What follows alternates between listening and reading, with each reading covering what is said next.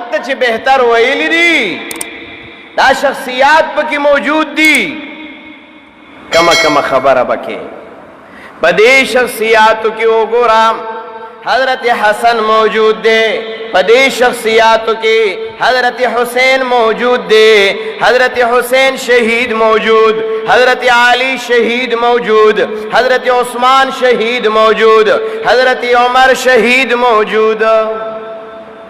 ټول د شہادت لوی مقام حاصل کړي دي نو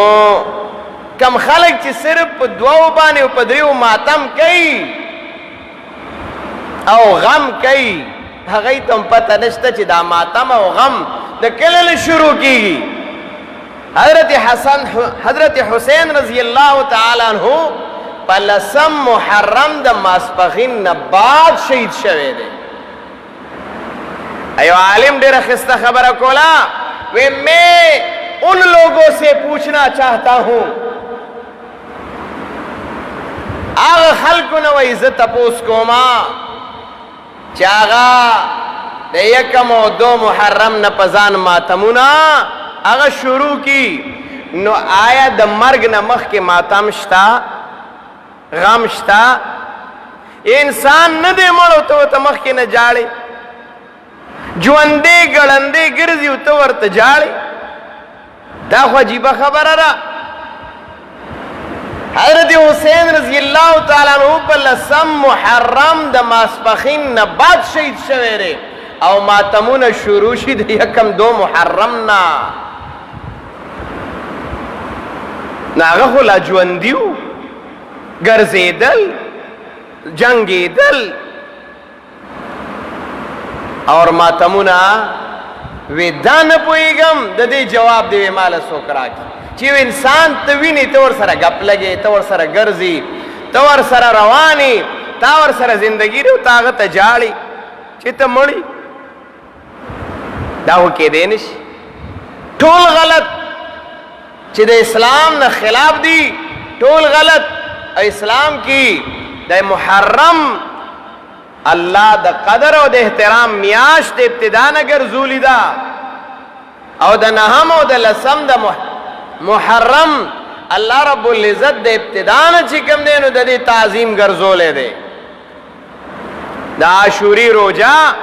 دا اللہ دا مخکین مقرر کرے دا چی پا نهم او پا لسمے روجا نیسا پا صحیح روایاتو سارا ثابت دا نو کسو کے نیسی بلکل صحیح دا خنور سیزونا پہ شریعت پا صحیح حدیث واغا ندی ثابت ماتمون پہ ندی ثابت شربتون سبیلون پی ندی ثابت دارنگی چکم دینو دار رواجی خیراتون پی ندی ثابت دا پی ندی ثابت دا خود دی خلقو دی قبرون صفاکول پی ندی ثابت قبرون بانی اوبا چول پی ندی ثابت پا دی ورزو که قبرون دا اغینا دا خرم لا جوڑا کی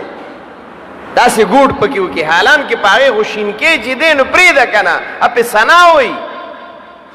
دا مرگ پا ٹیم کی منڈی وی چالا بیلچائی خاخا کا دمرا گچر آوالا او پا دی ٹیم کی چی کم دینو ٹول دا سی صفا کی دا سی زون پی ندی ثابت شریعت چی سویلی آغا ثابت دی اللہ دی منگو تاسو دا شریعت و دا صحابہ کرامو دا اعمال و دا اخلاق و دا عقیدو پابند و دا غی مطابق آغا اگرزئی بہرحال وقت ختم دے اللہ رب العزت دی منگ توفیق دی خبر راکی چی منگ دا شریعت مطابق زندگی تے رکو دا قرآن و دا سنت مطابق زندگی تے رکو اللہ دا صحابہ کرام و سرمین محبت زمنگا نصیب و کردے اللہ دا غی پا نقش قدم بانی زمنگا تلل نصیب کی بعض بیماران دی دعا ورتو کہ چی اللہ رب العزت شفاء کامل عاجل ورطا نصیب کی سمرہ مسلمانان وفات شوی دی اللہ مغفرتون نصیب کی اللہ زمنگ پا حال بانی رحمو کی